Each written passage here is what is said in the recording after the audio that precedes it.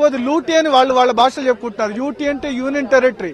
హైదరాబాద్ ను కేంద్ర పాలిత ప్రాంతం చేయాలని దుర్మార్గమైన ఆలోచన చేస్తున్నారు. జియోగ్రఫికల్ గా అంటే భౌగోళికంగా ఇది సాధ్యం కాదు. 250 కిలోమీటర్స్ దాటి తెలంగాణలో దాటి అది హైదరాబాద్ లోకి ప్రవేశించాల్సి ఉంటుంది. దీనివల్ల వాళ్ళకు వచ్చే లాభమేంటో మాత్రం అర్థం కావట్లేదు. సీమాంధ్ర ప్రజల సమస్యల గురించి పాటుపడకుండా కేవలం హైదరాబాద్ లో ఉన్న ఆస్తుల్ని కాపాడుకునేందుకే ఈ పెట్టుబడిదారులంతా కూడా ప్రయత్నిస్తున్నారన్న విమర్శలు కూడా ఉన్నాయి.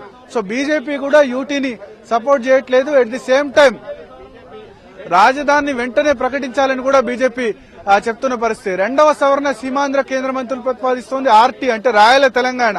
అంటే వీళ్ళంతా కూడా విజయవాడ గుంటూరు మధ్య రాజధాని ఏర్పాటు కోసం కర్నూలు అనంతపురం ఏదైతే వెనుకబడిన ప్రాంతాలు ఉన్నాయో వాటికి తమ సర్ప్లస్ బడ్జెట్ ఖర్చు పెట్టాల్సి వస్తుందన్న ఉద్దేశంతో రాయల తెలంగాణ ప్రపోజల్ చేస్తున్నారు.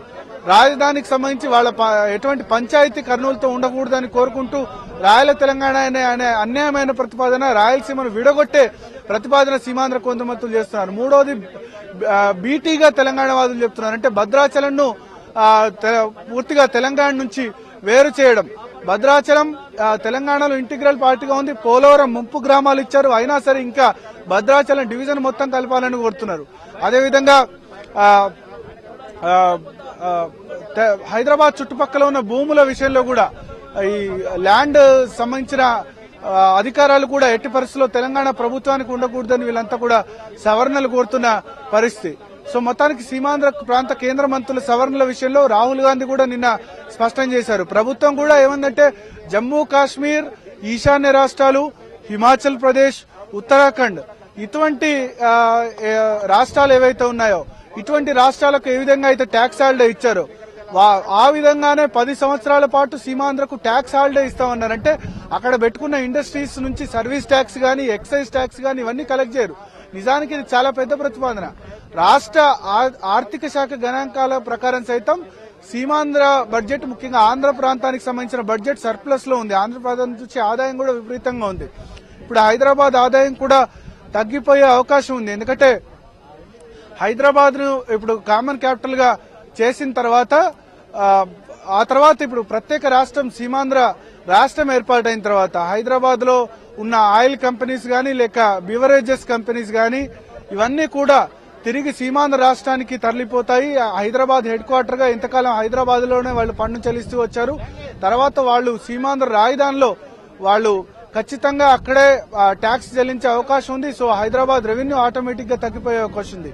రెవెన్యూ షేరింగ్ కూడా వాళ్ళు అడుగుతున్నారు. కానీ కేంద్ర ప్రభుత్వం అది రాజ్యాంగ పరంగా సాధ్యం కాదు. దీన్ని 13వ ఆర్థిక సంఘం చూస్తామని చెప్తోంది. ఇక బీజేపీకి సంబంధించిన సవరణలు చూస్తే ఎక్కువగా మేజర్ గా 30కి పైగా సవరణలు చేస్తున్నారు. ఎక్కువగా సీమాంధ్ర ప్రాంతాన్ని సంతృప్తి పరిచేందుకే ఈ సవరణలు చేస్తున్నట్టు మనకు కనిపిస్తుంది. ఈ 30కి పైగా సవరణల్లో ఒకటి హైదరాబాద్ రెవెన్యూ కోల్పోవడం వల్ల సీమాంధ్ర ప్రాంతానికి తీవ్రంగా నష్టం వాటిల్లే అవకాశం ఉంది. ఈ రెవెన్యూ లోటును కేంద్ర ప్రభుత్వమే భర్తీ చేయాలి, కేంద్ర ప్రభుత్వం ఇవ్వాలని కోరుతున్నారు. ఒకటి తర్వాత రాజధాని నిర్మాణానికి ప్రత్యేక ప్యాకేజ్ అనౌన్స్ చేయాలని చెప్తున్నారు. ఉత్తరాంధ్ర, రాయలసీమ, తెలంగాణలో వెనుకబడిన ప్రాంతాలకు ప్యాకేజ్ ఇవ్వాలంటారు. అదేవిధంగా సీమాంధ్రకు ట్యాక్స్ హాలిడే ప్రకటించాలని చెప్తున్నారు. పోలవరం ముంపు గ్రామాలని తెలంగాణలో చేర్చాలి. పోలవరంతో పాటు ప్రాణహిత చేవేళ్ల, అదేవిధంగా పాలమూరు ఎత్తిపోతల పథకాన్ని జాతీయ ప్రాజెక్టుగా ప్రకటించాలని బీజేపీ అడుగుతుంది. అదేవిధంగా తెలంగాణ సీమాంధ్రకు ఒకవేళ విద్యుత్ లోటు ఏర్పడితే దానికి కేంద్ర ప్రభుత్వం సహాయం అందించాలని కూడా కోరుతోంది. ఇటువంటి ప్రతిపాదనల్ని దాదాపు 30కి పైగా ప్రతిపాదనలన్నింటినీ కూడా బీజేపీ సిద్దం చేసింది. బీజేపీ యొక్క టార్గెట్ ఇప్పుడు ఒకటే, ఇటు తెలంగాణ బిల్లుకు పార్లమెంట్ లో మద్దతు పలకడం ద్వారా తెలంగాణలో ఓట్లు రావాలి, సీమాంధ్ర ప్రాంత సమస్యలపై తాము పోరాటం చేశామని సిగ్నల్ ఇవ్వడం ద్వారా అక్కడ టీడీపీతో పొత్తు పెట్టుకుని అక్కడ కూడా ఓట్స్ రావాలి. సో 2 ప్రాంతాల్లో ఓట్లపై బీజేపీ కన్నేసిందని చెప్పొచ్చు. ఇక టీఆర్ఎస్ సవరణల విషయానికి వస్తే ఏపీ భవన్తో సహా తెలంగాణ బయట ఉన్న ఆస్తులు, రాష్ట్రం బయట ఉన్న ఆస్తుల విషయంలో జనాభా ప్రాతిపదికన పంపిణీ సరికాదు. ఎందుకంటే ఏపీ భవన్ అన్నది గతంలో రాష్ట్రం ఏర్పాటు కాకముందే అది నిజాం సంబంధించిన ఆస్తి. సమైక్య రాష్ట్రంలో ఇది రాలేదు. సో నిజాంకు పరిపాలన ఉన్నప్పుడు ఉన్న ఆస్తులన్నింటినీ కూడా జనాభా ప్రాతిపదికన పంచకూడదు, అది ఖచ్చితంగా తెలంగాణకే చెందేలా చేయాలన్నది ప్రధానంగా టీఆర్ఎస్ అమెండ్మెంట్ మూవ్ చేయబోతోంది. విద్యా ఉద్యోగ అవకాశాల్లో 10 సంవత్సరాల పాటు యథాతథ స్థితి అంటే అదేమాత్రం మంచిది కాదు. ఎందుకంటే అసలు తెలంగాణ ఉద్యమే నీళ్లు, నిధులు, ఉద్యోగాలు అన్న అంశం మీద ప్రారంభమైంది. 10 సంవత్సరాల పాటు ఇదే కొనసాగితే మా నిరుద్యోగులు నష్టపోతారు, తెలంగాణ యువత నష్టపోతుంది, తెలంగాణ యువతకు ఉద్యోగాలు ఇబ్బందికరంగా ఉంటాయని కేసీఆర్ ప్రసంగం చేసే అవకాశం ఉందని కూడా మనకు తెలుస్తోంది.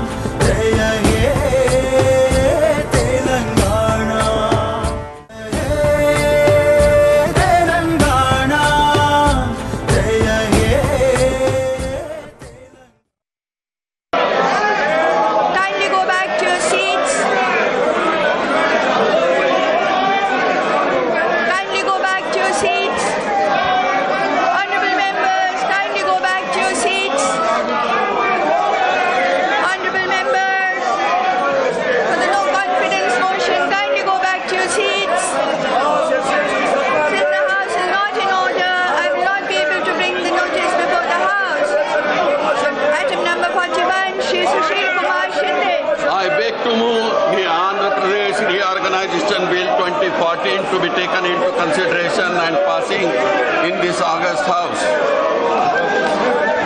Yes. Honorable Minister. Yeah. The bill be passed. Bill be passed. Please. Bill be passed, madam. Please, let's have. Bill be passed. Let's have some order in the House. We have this legislation, this piece of legislation. Let's have order in the House. How do I move ahead? Let's bring order. Shanti बनाइए. सदन में शांति बनाइए.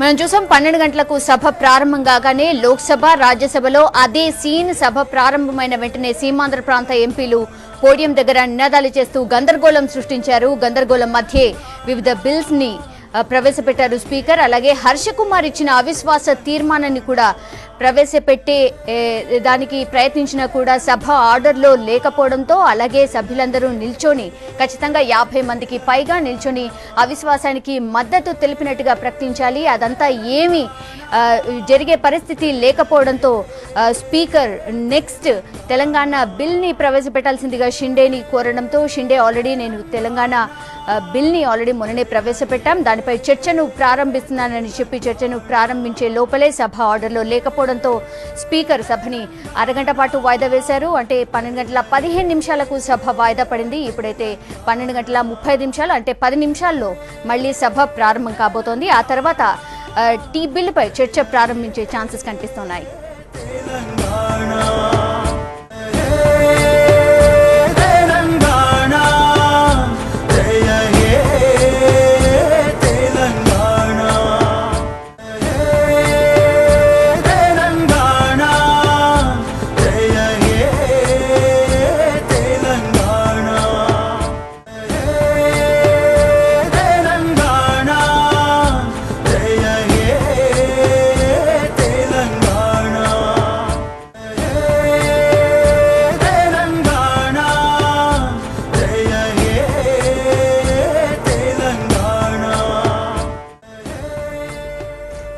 క్రాంతి అందుబాటులో ఉన్నారు మనతో పాటు.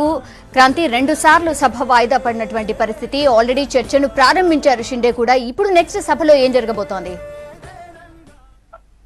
చర్చ ప్రారంభించిన తర్వాత యాజీజులుగానే మామూలుగా సీమాంధ్రకు సంబంధించిన మంత్రులు వెల్లుకు తీసుకొచ్చే ప్రయత్నం చేశారు. అయినప్పటికీ కూడా మంత్రి చర్చను ప్రారంభించి తెలంగాణకు సంబంధించిన బిల్లును సభలో ప్రవేశపెట్టిన తర్వాత చర్చను ప్రారంభించారు. అయితే చర్చ ముగిసే సమయానికి మళ్ళీ అదే పద్ధతి కొనసాగడంతో సీమాంధ్ర మంత్రులు అట్లాగే మిగతా ఎంపీలు కూడా వారికి తోడే 2 ఎంపీలు కూడా వారికి తోడే ఎక్కడే రక్ష చేయడంతో సభ వాయిదా వేయడం జరిగింది. అయితే ఏది ఏమైనా కూడా సభ జరగాలనే కృత నిశ్చయంతో ప్రభుత్వం ఉందనేది స్పష్టంగా మనకు కనిపిస్తుంది. ఎంత అల్లరి చేస్తున్నప్పటికీ కూడా స్వయంగా ఆ పార్టీకి సంబంధించిన మంత్రులే అల్లరి చేస్తున్నప్పటికీ కూడా సభను సజావుగా జరిపించడానికి ఆర్డర్లో పెట్టడానికి ప్రయత్నం చేస్తున్నట్టు మనకు సమాచారం తెలుస్తుంది. సభలో జరిగిన పరిణామాలు బట్టి మనకు తెలుస్తుంది. అయితే మొత్తానికి అన్ని పార్టీలు కూడా సానుకూలంగా సుష్మా స్వరాజ్తో పాటు మిగతా రాజకీయ పార్టీలు కూడా తెలంగాణ బిల్లు పట్ల సానుకూలంగా స్పందిస్తున్నారు కనుక చర్చ సజావుగా జరిగే అవకాశం ఉంటుంది. అయితే సజావుగా అంటే సీమాంధ్రకు సంబంధించిన మంత్రులు అదే విధంగా అల్లరి పెట్టినా కూడా సభను జరిపించడానికి ప్రభుత్వం కృషి చేస్తుంది. దానికి అనుగుణంగానే ఎవరెవరైతే ఉన్నారో వాళ్ళందరినీ కూడా వాళ్ళ మీద యాక్షన్ తీసుకుంటారా లేదనుకుంటే వాళ్ళను ఒప్పించే ప్రయత్నం చేస్తారా అనేది ఇంకా మనం తెలుసుకోవాల్సిన అవసరం ఉంది. అయితే దీనికి సంబంధించి అయితే స్పీకర్ మాత్రం మరోసారి కూడా కమల్నాథ్ తో కూడా మాట్లాడినట్టు తెలుస్తుంది. వాళ్ళని ఎట్లా కంట్రోల్ చేయడం అనే విషయాన్ని కూడా ప్రభుత్వం సీరియస్ గానే ఆలోచిస్తున్నట్టు మనకు కనిపిస్తుంది. అయితే వాళ్ళను ఇప్పటివరకు ఉన్న ప్రతిపాదనలు ఏవైతే ఉన్నాయో వాళ్ళను సస్పెండ్ చేయడం అనేది బయట నుంచి వస్తున్న తీవ్రమైన ఒత్తిళ్లు వస్తున్నాయి కనుక వాళ్ళ సస్పెండ్ చేస్తారా లేదనుకుంటే మళ్ళీ సభలో ఉంచుకుంటే నిన్న బడ్జెట్ ప్రవేశపెట్టే సమయంలో కూడా మనం చూడడం జరిగింది. వాళ్ళు ఎంత అల్లరి చేసినప్పటికీ కూడా చిదంబరం తన బడ్జెట్ ను ప్రవేశపెట్టడం జరిగింది. బడ్జెట్ ప్రవేశపెట్టిన తర్వాత అప్పటికప్పుడే దాన్ని ఆమోదిస్తూ బల్లలు కూడా చర్చడం జరిగింది. సో ఈ సభ కనుక కంట్రోల్ కాని పరిస్థితి ఏమైనా ఉంటే, చేజారిపోయే పరిస్థితి ఏమైనా ఉంటే కనుక వెంటనే ఏదైతే సవరణలు ఉన్నాయో ప్రభుత్వం సవరణ చెప్పినట్లున్నాయో ఇప్పటి వరకు 60 సవరణల్ని ప్రభుత్వం సిద్ధం చేసుకున్నట్టు తెలుస్తుంది కనుక ఈ 60 సవరణలు అన్నింటినీ కూడా వెంటనే ఆమోదించే అవకాశాలు కనిపిస్తాయి. ఒకవేళ సజావుగా జరిగితే కనుక అందరూ చర్చలో పాల్గొనే అవకాశాలు ఉంటాయి. సజావుగా జరగలేని ఒక వాతావరణాన్ని కల్పిస్తే కనుక ప్రభుత్వం ఏకపక్షంగా నిర్ణయం తీసుకొని దీన్ని ఆమోదింపే అవకాశాలు కూడా కనిపిస్తున్నాయి. ఎందుకంటే చాలా సందర్భాల్లో పార్లమెంటు చరిత్రలో చాలా సందర్భాల్లో జరిగింది. ఎవరైతే చర్చ చేసే వాళ్ళకి అవకాశం ఇస్తారు, కానీ చర్చ జరపలేని పరిస్థితి ఉన్నప్పుడు దాన్ని అందరూ కూడా ఆమోదించినట్టుగానే ట్రీట్ చేసుకుంటూ బిల్లును ఆమోదం పొందే విధంగా చర్యలు తీసుకుంటారు. బహుశా ఈసారి కూడా ఎట్లా ఉంటుంది అనేది ఇంకా మనం చూడాల్సిన అవసరం ఉంది. అయితే మొత్తానికి కేంద్ర ప్రభుత్వం అట్లాగే స్పీకర్ కూడా ప్రతిపక్ష నేతలు కూడా వీళ్ళందరినీ కూడా సస్పెండ్ చేయడం మూలంగా ఒక ప్రాంత ప్రజల పట్ల తమకు వ్యతిరేకత ఉంది అనే ఒక భావన వస్తుంది కనుక వాళ్ళను సస్పెండ్ చేయకూడదనే ఒక భావనలో స్పీకరు అట్లాగే కేంద్ర ప్రభుత్వంతో పాటు మిగతా వాళ్ళ పార్లమెంట్ వ్యవహారాల మంత్రులు కూడా ఆలోచిస్తున్నట్టు తెలుస్తుంది. అందుకే వీళ్ళెవరిని కూడా సస్పెండ్ చేయకుండానే సభను ఎట్లా సజావుగా ఆర్డర్లో పెట్టాలి అనే విషయాన్ని గురించి వాళ్ళు ఆలోచిస్తున్నట్టు మనకు తెలుస్తుంది. అయితే దీన్ని ప్రభుత్వంతో ఉన్న పాజిటివ్ అంటే ప్రభుత్వం ఇప్పటికీ వాళ్ళ పట్ల పాజిటివ్ గా ఆలోచిస్తుంది. మీ సమస్యలు ఏమైనా ఉంటే చెప్పుకోవడానికి మీరు చర్చలకు రండి అని చెప్పి ప్రభుత్వం ఆహ్వానించింది కనుక ఇప్పుడు చర్చలకు వస్తారా లేదనుకుంటే బిల్లును అడ్డుకోవడానికి మళ్ళీ అదే రీతిగా వస్తారా అనేది మరి కావాల్సేపట్లో మనం చూడబోతున్నాం. అయితే కొందరు మంత్రులు మాత్రం మంత్రులతో కూడా మిగతా మంత్రులు సహచర మంత్రులు కూడా సంప్రదింపులు జరిపే ప్రయత్నాలు చేస్తున్నారు. ఎవరైతే మంత్రులు పోడియం వద్దకు వచ్చారో వెళ్లకు తీసుకొచ్చారో వాళ్ళందరూ కూడా కట్టడి చేసే ప్రయత్నం చేయాలని చెప్పి కొందరు మంత్రులు కూడా రంగంలో దిగినట్టు తెలుస్తుంది. ఇప్పటికే పార్లమెంటు హౌస్ లో సెంట్రల్ పార్లమెంట్ లో తనకు తారసపడ్డ మంత్రులందరితో కూడా వాళ్ళు చర్చ చేసుకుంటూ ఇది పద్ధతి కాదు, పార్లమెంట్ సాంప్రదాయం కాదు, ఏకంగా మంత్రులే ఇట్లా వెళ్ళడం అనేది అధికార పార్టీకి మంచిది కాదు, కాంగ్రెస్ పార్టీ పరుబోయి వ్యవహారంగా ఉందని చెప్పి వాళ్ళందరికీ నచ్చజెప్పే ప్రయత్నం చేస్తున్నారు. బహుశా వాళ్ళ మాట వింటారా లేదనుకుంటే సీమాంధ్ర మంత్రులు తమకున్న మొండితనంతో అట్లాగే బిహేవ్ చేస్తారనేది కూడా ఇక్కడ మనం చర్చించుకోవాల్సిన అవసరం ఉంది. ఎందుకంటే ఎవరైనా బిల్లు పెట్టిన తర్వాత బిల్లులో ఏమైనా లోపాలు ఉంటే అక్కడ ప్రజల ఆకాంక్షల్ని ప్రస్ఫుటించే అంశాలు లేకపోతే వాటన్నిటిని కూడా చేర్చాల్సిన బాధ్యత అక్కడి మంత్రులది, అక్కడి నుంచి ప్రాతినిధ్యం వహిస్తున్న నాయకులది. కానీ ఆ నాయకులు ఎవరు కూడా కనీసం అక్కడ ప్రజల సంక్షేమం గురించి మాట్లాడకుండా బిల్లును అడ్డుకోవడం మాత్రమే ప్రయత్నం చేస్తున్నది కూడా విపక్షాల నుంచి అంటే తెలంగాణ నాయకుల నుంచే కాదు దేశంలో ఉన్న అన్ని రాష్ట్రాల ఎంపీల నుంచి కూడా సీమాంధ్ర మంత్రులు ఎంపీలు తీవ్ర వ్యతిరేకత మాత్రం వ్యక్తమవుతున్న సందర్భం మనకు కనిపిస్తుంది.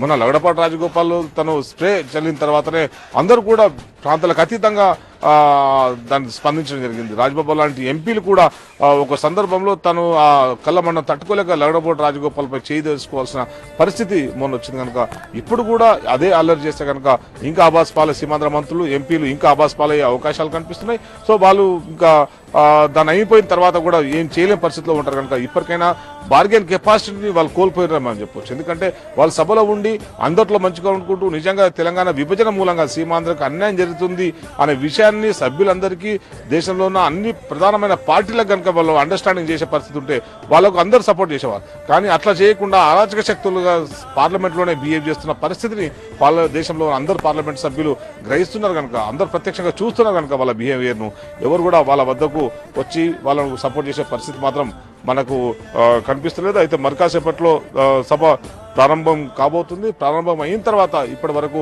కమల్నాథ్ మాట్లాడినట్టు తెలిసింది. అయితే మిగతా అన్ని రాజకీయ పార్టీలు కూడా బహుశా కాంగ్రెస్ పార్టీ నుంచి సోనియా గాంధీ కూడా చర్చలో పాల్గొనే అవకాశాలు కనిపిస్తున్నాయి. బీజేపీ పార్టీ నుంచి అద్వాల్ లాంటి వ్యక్తులు కూడా చారిత్రాత్మకమైన ఈ బిల్లు మీద మాట్లాడే అవకాశాలు కనిపిస్తున్నాయి. శరద్ పవార్ లాంటి వాళ్ళు మిగతా ఎవరైతే సీనియర్ పార్లమెంటేరియన్స్ ఉన్నారో వివిధ ప్రాంతాల నుంచి ఎవరైతే ప్రాతినిధ్యం వహిస్తున్నారో అందరూ కూడా మాట్లాడాలని చెప్పి ఇంట్రెస్ట్ చూపెడుతున్నారు కనుక సీమాంధ్ర ఎంపీలు కానీ సీమాంధ్ర మంత్రులు కానీ వాళ్ళందరినీ కూడా కట్టడి చేయడమే బెటర్ అనే ఒక భావన అందరిలో ఉన్నది కనుక బహుశా ఈ కాలంలో ఈ వాయిదా పడ్డ 15 నిమిషాల కాలంలో వాళ్ళందరినీ కూడా కట్టడి చేయడానికి ప్రభుత్వం ప్రయత్నాలు ఎంతవరకు సఫలీకృతమవుతాయేది మనం చూడాల్సిన అవసరం ఉంది. ఒకవేళ అట్లా జరగని పక్షంలో మాత్రం అదే విధంగా అల్లరి చేస్తే కనుక మరి ఇంకా ఉన్న ప్రత్యామ్నాయం మాత్రం ఏకపక్షంగానే బిల్లును ఆమోదించే అవకాశాలు కనిపిస్తున్నాయి. అయితే ఇట్లాంటి చాలా సీరియస్ నిర్ణయాన్ని ప్రభుత్వం తీసుకుంటుందా లేదా అనేది ఇంకా మనం చూడాల్సి ఉంది. ఎందుకంటే స్పీకర్ మొదటి నుంచి చాలా పాజిటివ్ ధోరణితో ఉన్నది. ఎవరిని నొప్పించకుండా ఎవరిని కూడా ఇబ్బంది పెట్టకుండా అందరినీ సాటిస్ఫై చేసుకుంటూ పోవాలనే ఉద్దేశంతో స్పీకర్ బిహేవియర్ ఉంది కనుక గత కొంతకాలం మనం చూసి అదే కనిపిస్తుంది కనుక ఎవరిని కూడా సస్పెండ్ చేయకుండా అయినా ఇది బిల్లును పాస్ చేయించుకోవాలనే యోచనలో స్పీకర్ ఉన్నట్టు కూడా కనిపిస్తుంది. బహుశా వాళ్ళు కూడా ఈ దిశగా ప్రయత్నం చేస్తే బాగుంటుందనేది మిగతా సభ్యుల నుంచి కూడా కొద్దిసేపు క్రితం జరిగిన చర్చలో వెల్లడైనట్టు తెలుస్తుంది. ఇప్పటివరకు మనకు అందుతున్న సమాచారాన్ని బట్టి మంత్రులందరూ కూడా మిగతా మంత్రులతో చర్చలు చేసినట్టు తెలుస్తుంది. అయితే వాళ్ళు కొన్ని ప్రతిపాదనలు ఇస్తున్నట్టు తెలుస్తుంది, కొన్ని సవరణలు ప్రతిపాదిస్తున్నారు. ఆ సవరణల్ని బిల్లులో పెట్టాలి అని ఒక ప్రతిపాదన పెట్టినట్టు తెలుస్తుంది. అయితే ప్రధానంగా నిన్నటి నుంచి అన్ని ఛానల్లో ప్రస్తావన చేస్తున్నాయి. యూటీ అట్లాగే రాయల్ తెలంగాణ అంశాన్ని ప్రధానంగా ప్రస్తావిస్తున్నాయి. అయితే 2 విషయాలు రూల్డ్ అవుట్ అనే విషయాన్ని కూడా నిన్న సాయంత్రం రాహుల్ గాంధీ స్వయంగా చెప్పారు. యూటీ సాధ్యం కాదు, రాయల్ తెలంగాణ సాధ్యం కాదు, మీ సీమాంధ్ర ప్రజల ప్రయోజనాలు చెప్పండి అని చెప్పారు కనుక ఇప్పుడు కూడా సీమాంధ్రకు సంబంధించిన మంత్రులు ఎంపీలు ఎట్లాంటి ప్రతిపాదనతో వస్తారు, ఇప్పుడు సైలెంట్గా ఉంటారా లేదా అనేది మరి కాసేపట్లో ప్రారంభమయ్యే పార్లమెంట్లో మనం చూడొచ్చు. Vote studio.